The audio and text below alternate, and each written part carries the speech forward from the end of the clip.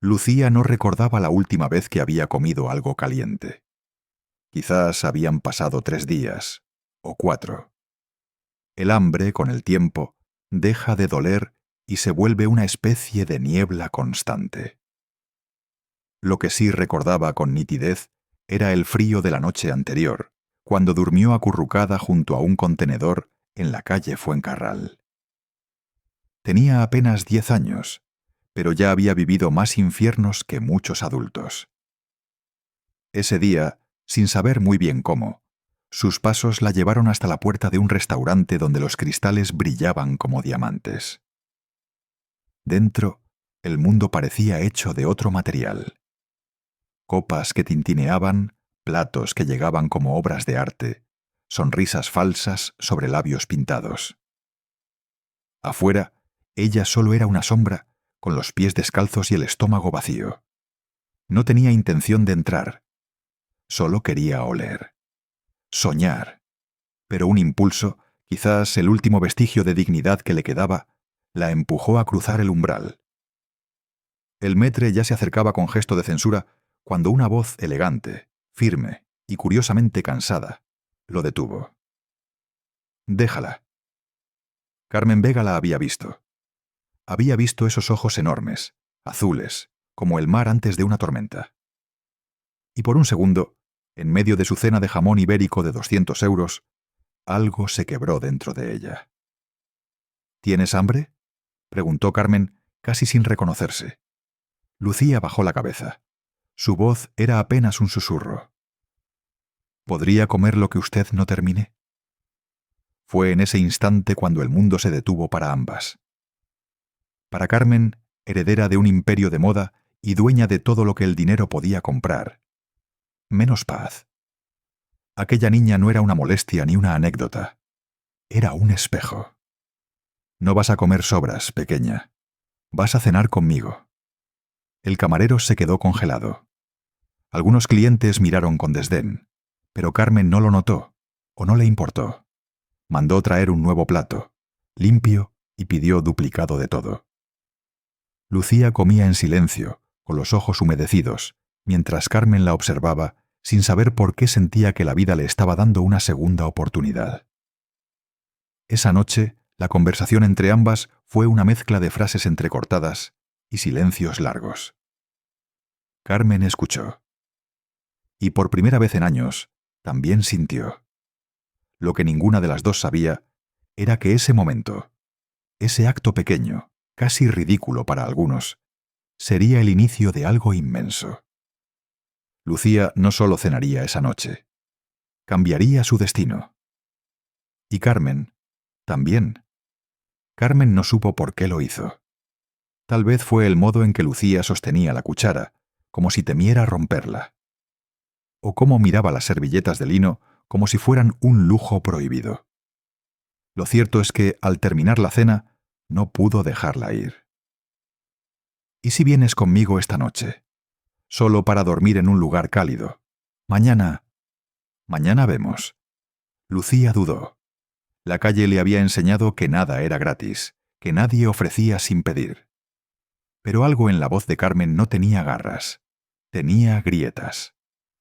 Asintió con timidez. El chófer abrió la puerta del Mercedes sin hacer preguntas. Lucía, envuelta en una manta que Carmen pidió al restaurante, subió al coche con los pies encogidos y los ojos muy abiertos. No dijo una palabra durante todo el trayecto. Carmen tampoco. Bastaba con compartir el silencio.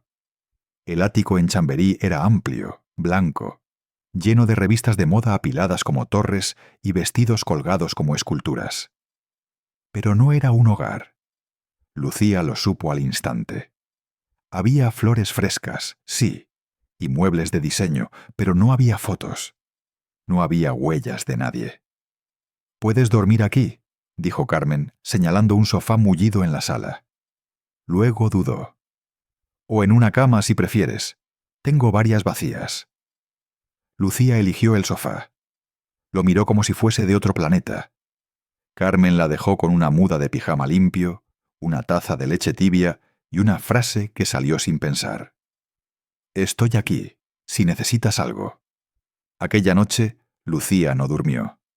No por miedo, no por hambre, sino porque no podía creer que estuviera bajo techo, arropada, con el estómago lleno. Miraba el techo alto, blanco, como quien contempla el cielo por primera vez. Pero la mañana llegó, con un peso viejo. Al abrir los ojos, sintió que no pertenecía a ese lugar. Las paredes eran demasiado limpias, el silencio demasiado denso. No sabía quién era esa mujer ni por qué la había traído allí. La desconfianza le susurraba que no bajara la guardia. Cuando Carmen despertó, Lucía ya no estaba. La manta estaba doblada, la taza vacía en el fregadero, y en la mesa del comedor, un papelito con una frase escrita con letra temblorosa. «Gracias, no merezco tanto». Carmen apretó el papel entre los dedos y sintió un nudo en la garganta. No sabía de dónde venía esa urgencia, pero supo que no podía dejarlo así. Tenía que encontrarla. No solo porque la había llevado a su casa, sino porque, por primera vez en mucho tiempo, algo dentro de ella le pedía a gritos no rendirse. Lucía no era una casualidad. Era un espejo que no pensaba dejar escapar. Carmen no sabía por dónde empezar. No conocía el nombre completo de Lucía, ni sabía a qué parte de la ciudad solía ir, ni con quién se juntaba. Solo tenía una imagen. Una niña con los ojos grandes, tristes, que había escrito «No merezco tanto», como si pedir amor fuera un delito. Durante años, Carmen había dado conferencias sobre autoestima, sobre empoderar a la mujer moderna. Se había sentado en platós de televisión. Había sonreído para revistas, hablando de logros, éxito y superación. Pero en aquel momento, frente al vacío que había dejado esa niña en su sofá, todo le parecía hueco. Salió sin desayunar. Se puso ropa sencilla. Vaqueros, abrigo largo, sin maquillaje, como si quitándose capas pudiera acercarse más a Lucía. Caminó por Lavapiés, Tirso de Molina, La Latina. Se metió en callejones, habló con vendedores ambulantes, mostró la única foto que tenía, una imagen borrosa del restaurante, donde Lucía aparecía de perfil. ¿Ha visto a esta niña? Está sola. Estoy preocupada por ella. Muchos negaban con la cabeza. Algunos simplemente no respondían. Otros, con compasión o desconfianza, decían que por ahí pasaban muchos niños así. Demasiados. Carmen no paraba de pensar. ¿Y si le pasa algo? ¿Y si me necesitaba más de lo que creía? ¿Y si ya es tarde? En un momento, se sentó en un banco de piedra en la plaza de Cascorro. Llevaba horas caminando y el frío comenzaba a calarle los huesos. Cerró los ojos un momento. Quiso llorar, pero no lo hizo. No aún. Y entonces una mujer mayor, que vendía pañuelos cerca, le habló. ¿Busca a alguien? Carmen asintió. Le mostró la foto. La mujer entrecerró los ojos. Señaló hacia una esquina donde había un soportal abandonado. He visto a una niña que duerme ahí a veces. Está enferma. Tosía mucho anoche. No sé si sigue allí. El corazón de Carmen se aceleró. Corrió, a pasos cortos, tropezando, con la garganta apretada. Y cuando llegó al soportal, la vio. Lucía estaba acurrucada contra una pared, con una chaqueta que no era suya, los labios pálidos y los ojos cerrados. Temblaba. Su respiración era corta, irregular. Parecía no haberla oído llegar. «Lucía», susurró Carmen de rodillas junto a ella. «Soy yo. Vine por ti». La niña entreabrió los ojos. Tardó unos segundos en reconocerla. «Lo siento. No quería», murmuró con la voz quebrada. «Es que no sé cómo ser alguien que merece esto». Carmen la abrazó. No importaban ya las palabras. La sostuvo entre sus brazos como si tuviera que reconstruirla con solo calor. «No tienes que merecer nada», dijo con voz baja, firme. «Solo tienes que estar viva. Yo me encargo del resto». Y por primera vez, Lucía no se resistió. El coche avanzaba despacio por las calles aún húmedas de Madrid. Era temprano. El cielo apenas clareaba y la ciudad parecía despertar en cámara lenta.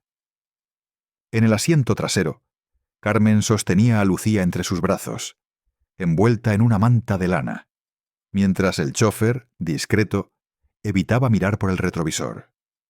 «Vamos al hospital», ordenó Carmen con voz suave pero firme. Lucía no protestó. No tenía fuerzas. Sus párpados pesaban y su fiebre le dibujaba manchas de luz en los ojos. Solo murmuró una palabra, medio dormida. «¿Te vas a enfadar?» Carmen cerró los ojos con un nudo en la garganta. «No, mi vida, nunca contigo». En urgencias los médicos la recibieron con cierta frialdad al principio. No era común que una mujer elegante llegara con una niña en brazos sin papeles ni referencias. Pero ante la fiebre alta, la deshidratación y la tos persistente, no hubo más preguntas. Se activaron protocolos. La conectaron al suero, le dieron antibióticos, le tomaron placas. Carmen no se movió de la silla junto a la camilla. No respondió llamadas, no abrió correos. Durante más de 6 horas, solo estuvo allí, sosteniendo una mano pequeña y huesuda, observando cómo el cuerpo de la niña se debatía entre la enfermedad y el descanso. Cuando el médico salió con el informe, Carmen se puso de pie de inmediato.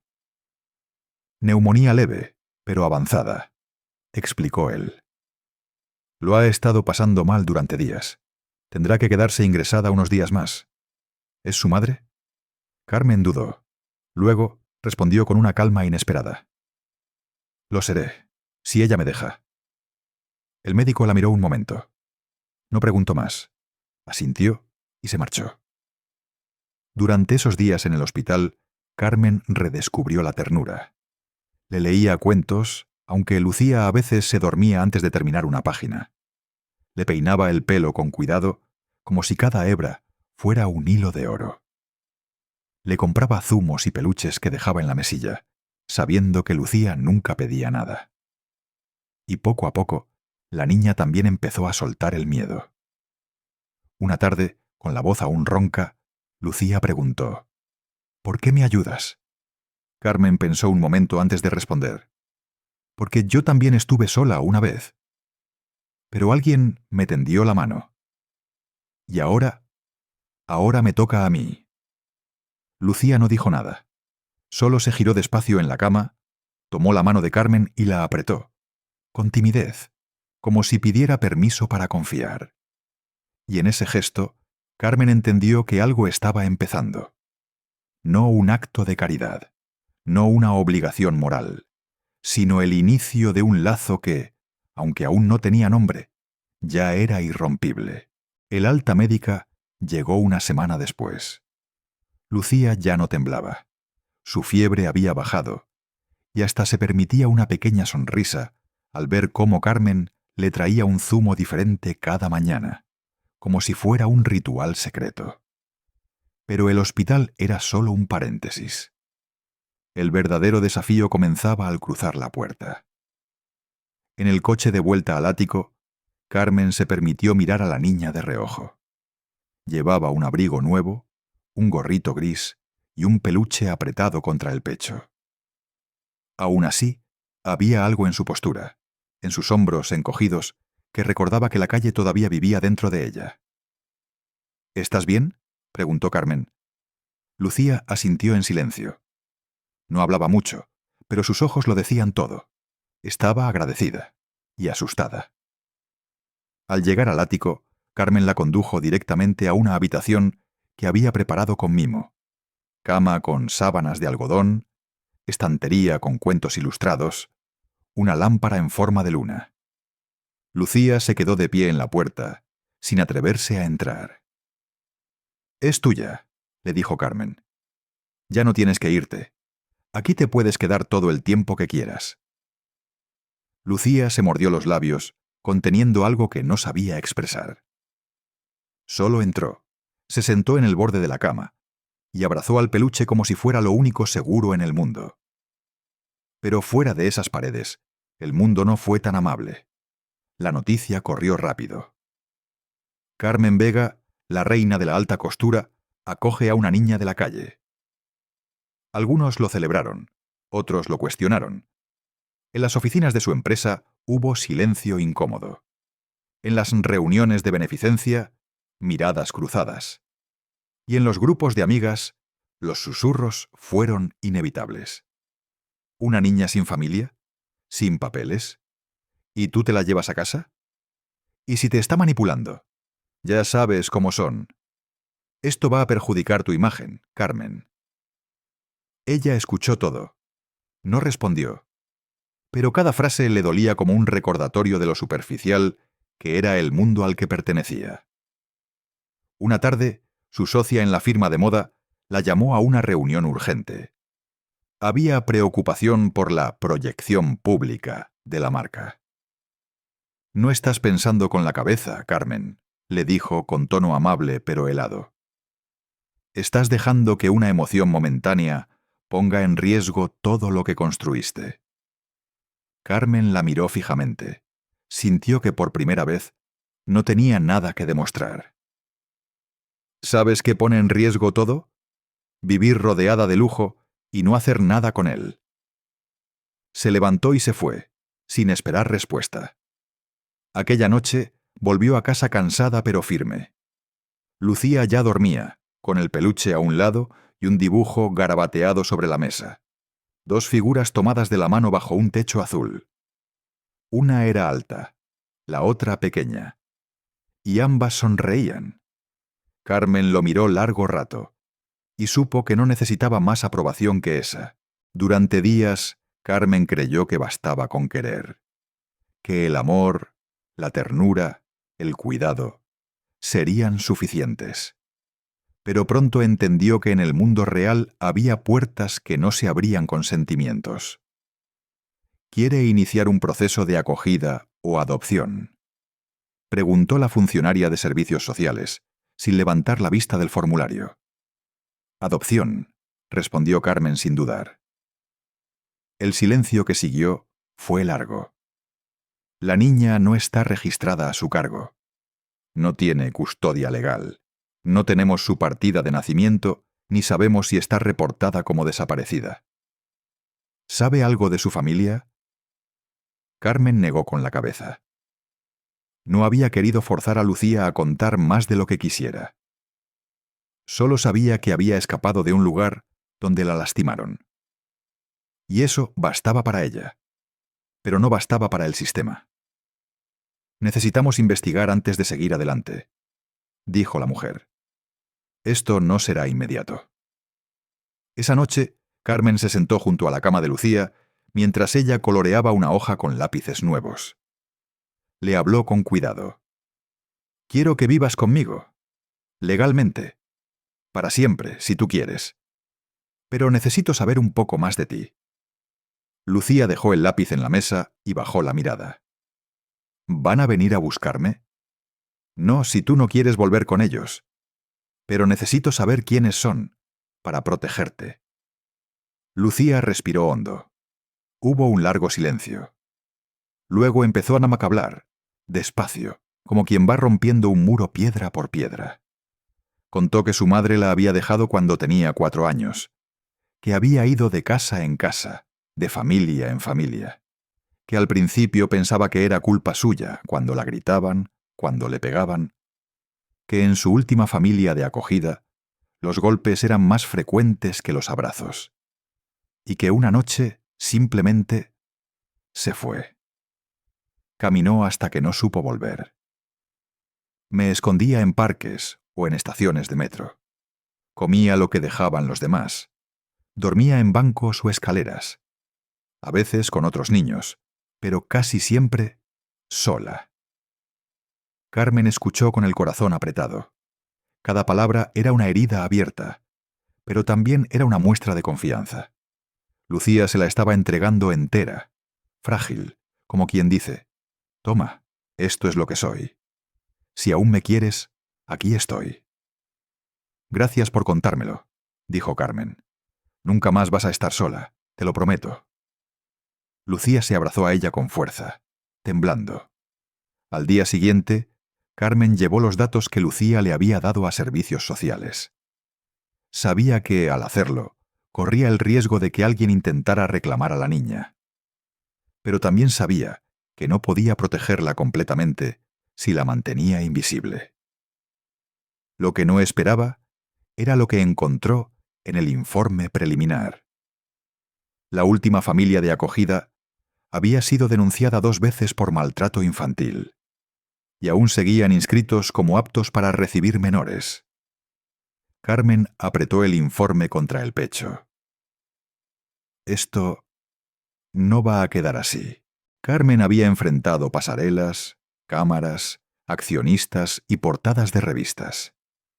Pero nunca había sentido tanta rabia como al leer ese informe. 2 denuncias. 2 advertencias formales a una familia que debía proteger. Y sin embargo, ahí estaban, aún inscritos, aún con acceso a niñas como Lucía. Durante años había visto el sistema desde lejos, como quien mira una estructura inamovible. Ahora lo veía de cerca y olía a burocracia podrida. Al día siguiente no fue a la oficina, no abrió su correo, no atendió llamadas de moda, entrevistas ni eventos. Hizo algo que no había hecho en años. Usó su apellido para algo más grande que su imagen. «Quiero hablar con la directora de protección de menores», dijo con tono seco cuando llegó a la sede central del organismo. La recepcionista parpadeó. «¿Tiene cita?» «Number. Pero dígale que Carmen Vega está aquí y que no se irá».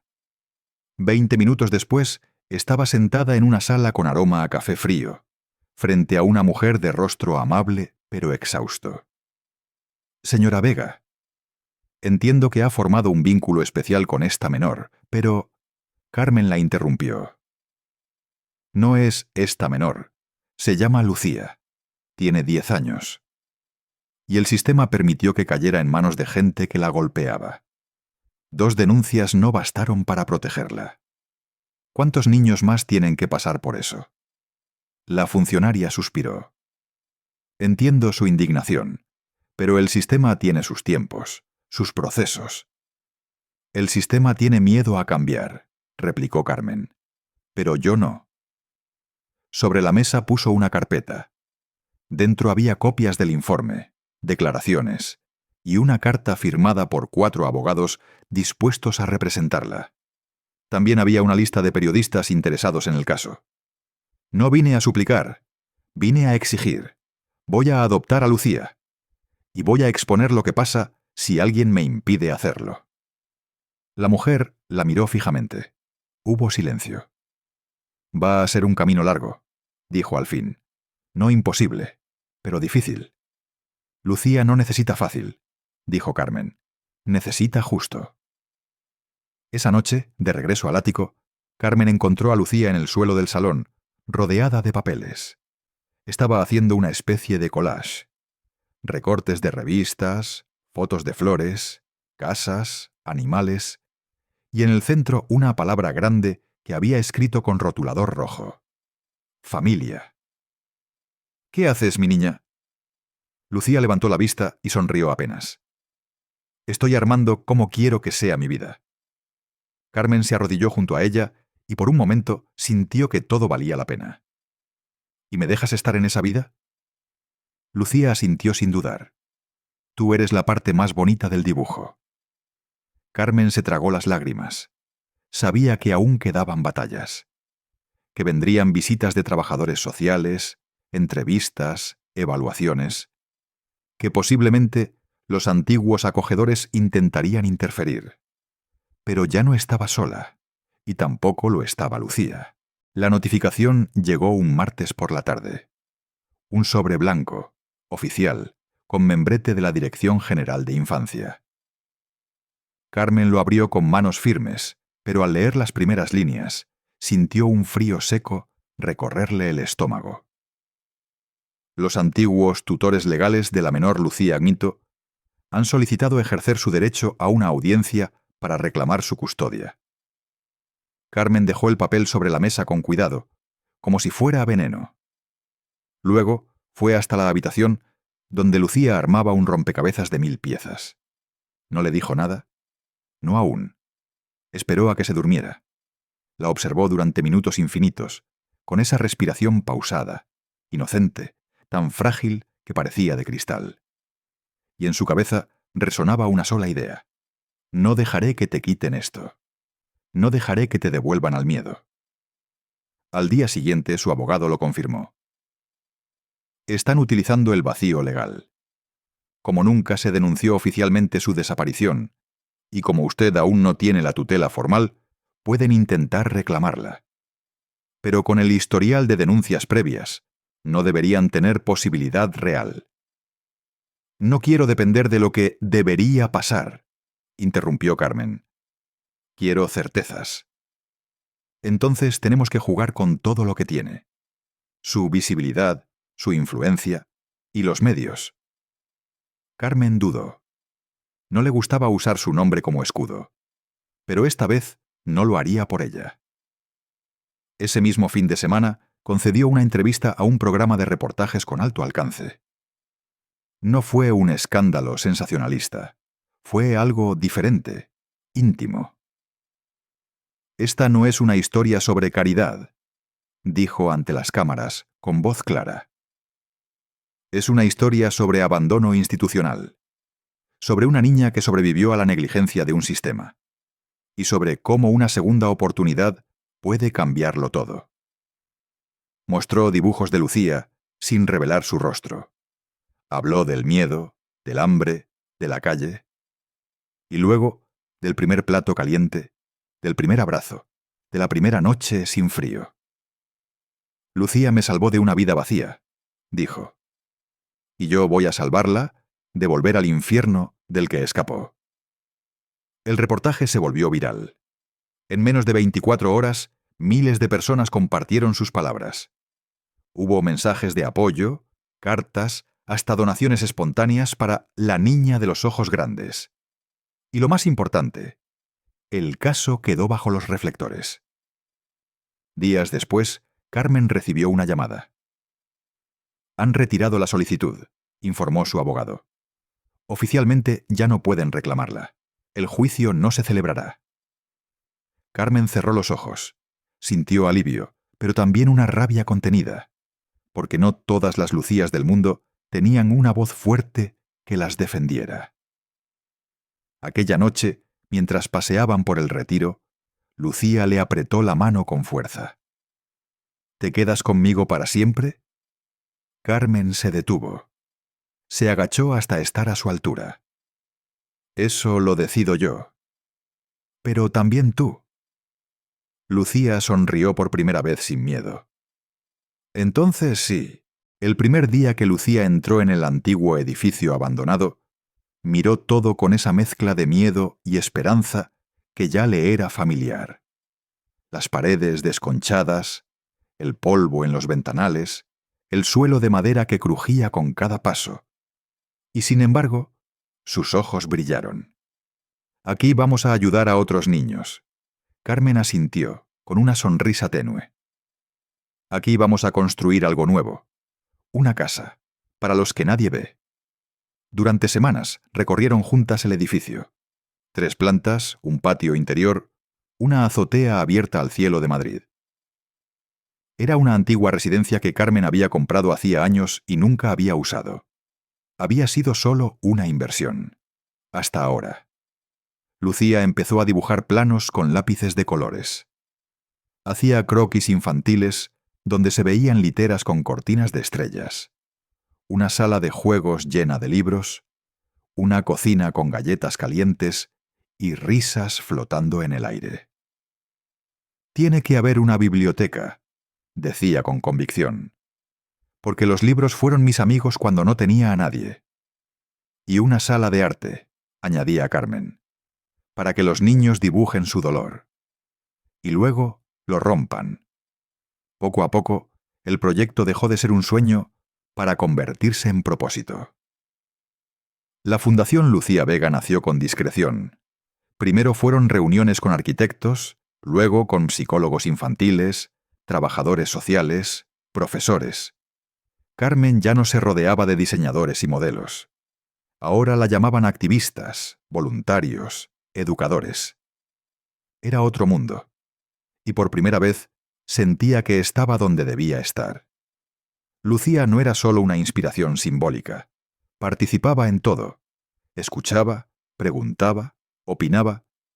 Tiene que haber una sala donde los niños puedan estar solos si lo necesitan. A veces el silencio también es hogar. Carmen la escuchaba como si oyera a una mujer de 80 años atrapada en un cuerpo pequeño. Porque la vida con Lucía había sido dura, pero también la había hecho sabia. Cuando abrieron las puertas por primera vez, Lucía estuvo allí, cortando la cinta roja con unas tijeras más grandes que su mano. La prensa hizo fotos. Algunos políticos vinieron a buscar protagonismo, pero en el centro de todo estaba ella, con un vestido sencillo y una sonrisa tímida. «Bienvenidos a la casa donde nadie tiene que pedir permiso para existir», dijo al micrófono con voz temblorosa pero clara. Hubo aplausos.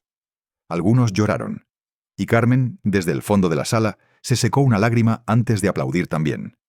No era una fundación, era un refugio, era una respuesta, y sobre todo, era un principio. Esa noche, mientras volvían al ático, Lucía preguntó: «¿Crees que ayudaremos a muchos?» «Sí», respondió Carmen. «Y si salvamos aunque sea a uno, habrá valido la pena todo». Lucía asintió. Luego se acurrucó en su asiento. «Ya no tengo miedo al futuro». Carmen le acarició el cabello con ternura. «Porque ahora, el futuro, lo estás creando tú». Era una tarde cualquiera en la Fundación Lucía Vega. Sonaban risas en la sala de juegos, voces infantiles en el patio, el tintineo de cucharas en la cocina. El lugar ya no olía a abandono, sino a vida. Lucía estaba ayudando a organizar libros en la pequeña biblioteca cuando Carmen entró en silencio. No traía ropa nueva ni carpetas de papeles, como solía hacer.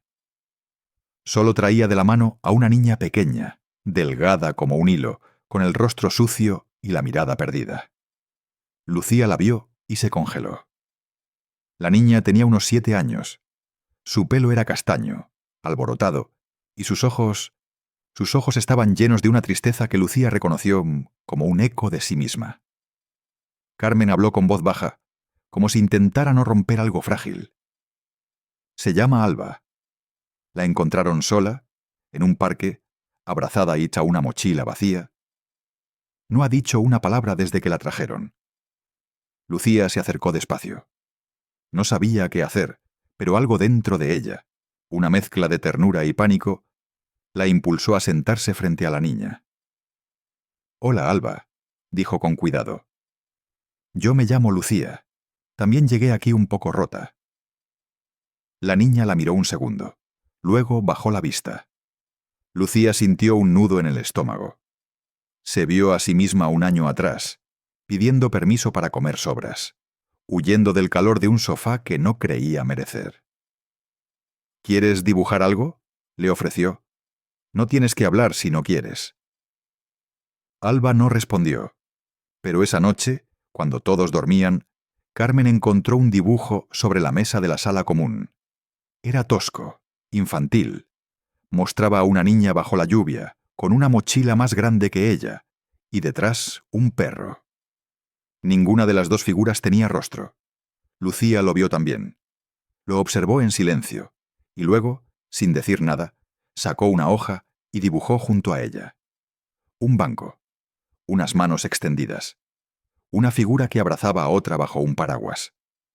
En los días que siguieron, Alba seguía sin hablar. Pero comenzó a seguir a Lucía a todas partes, como una sombra muda. Se sentaba cerca, imitaba sus gestos, hasta se dormía sobre su hombro durante las películas. Y poco a poco, algo en Lucía empezó a cambiar. Porque por primera vez, no era ella la que necesitaba ser rescatada. Era ella quien debía sostener a alguien más. Una noche, mientras Carmen ordenaba papeles en su despacho, Lucía entró sin tocar. «Carmen, creo que entiendo por qué tú no te rendiste conmigo». Carmen la miró, dejando el bolígrafo sobre la mesa. «¿Y por qué crees que fue?» Lucía se encogió de hombros. «Porque cuando ves a alguien con los ojos rotos, sabes que una vez tú también los llevaste.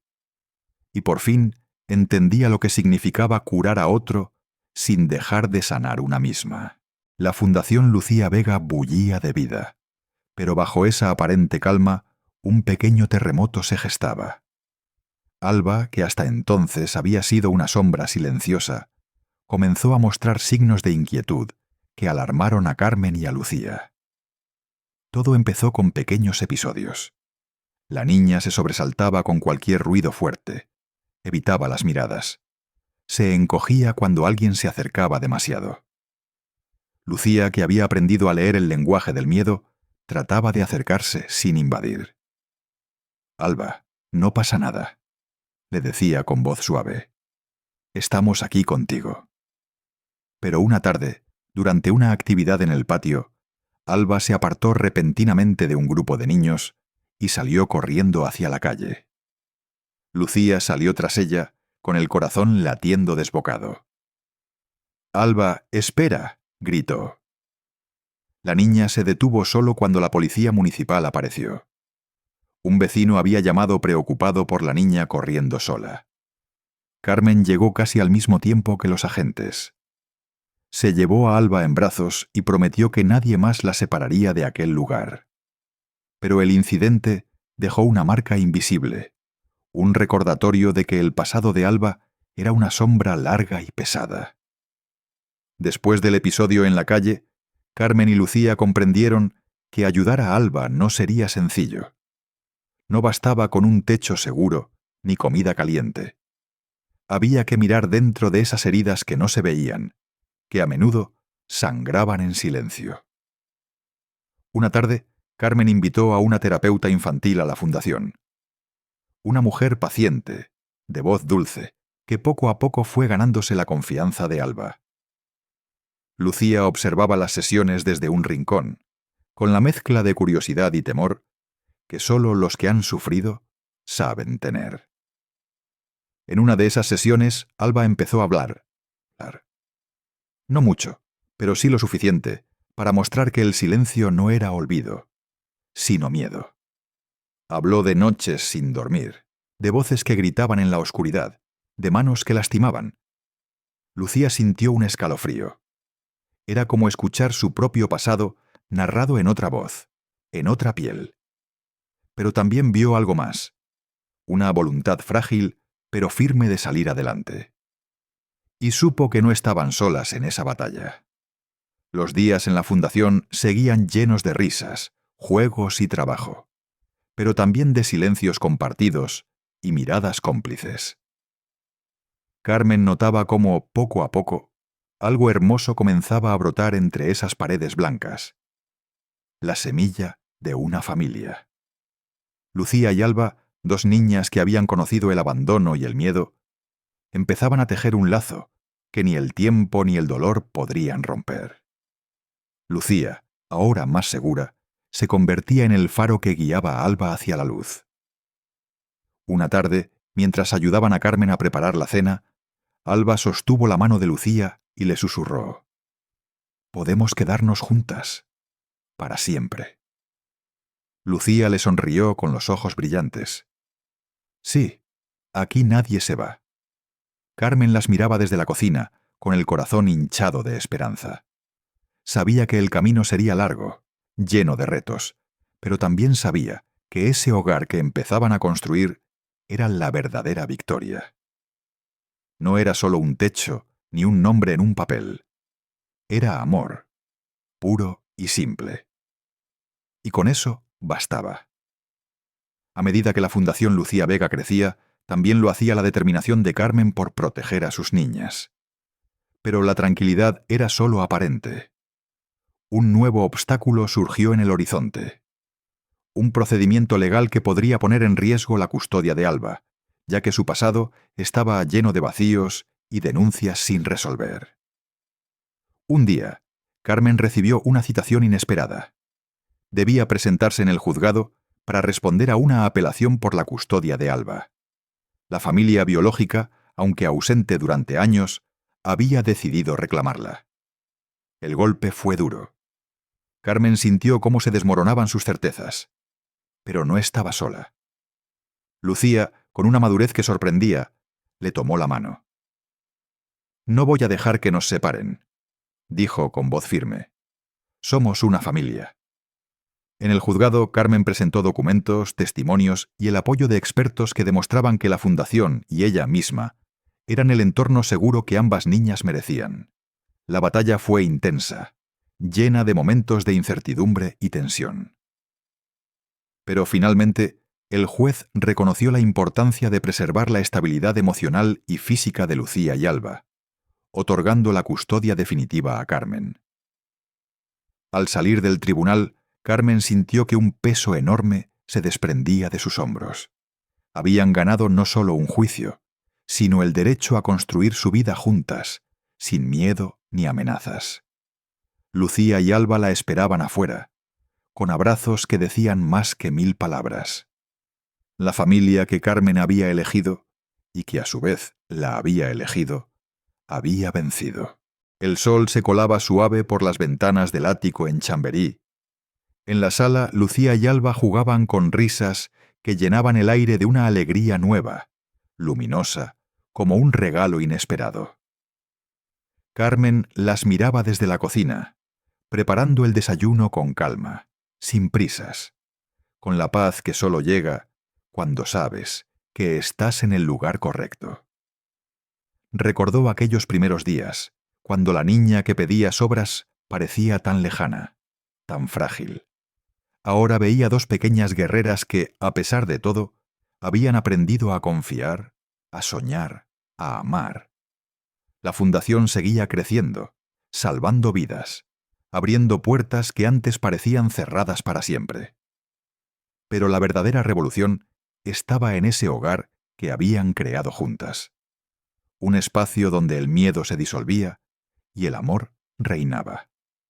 Lucía se acercó y apoyó la cabeza en el hombro de Carmen. «Gracias por no rendirte conmigo». Carmen la abrazó fuerte, sintiendo que aquella era la promesa que había cumplido. Que a veces la verdadera riqueza no se mide en dinero, sino en corazones que sanan y se encuentran. Mientras el día despertaba, supo que, aunque la vida podía ser dura, juntas podían renacer una y otra vez. Porque el amor, al final, siempre es el hogar más seguro.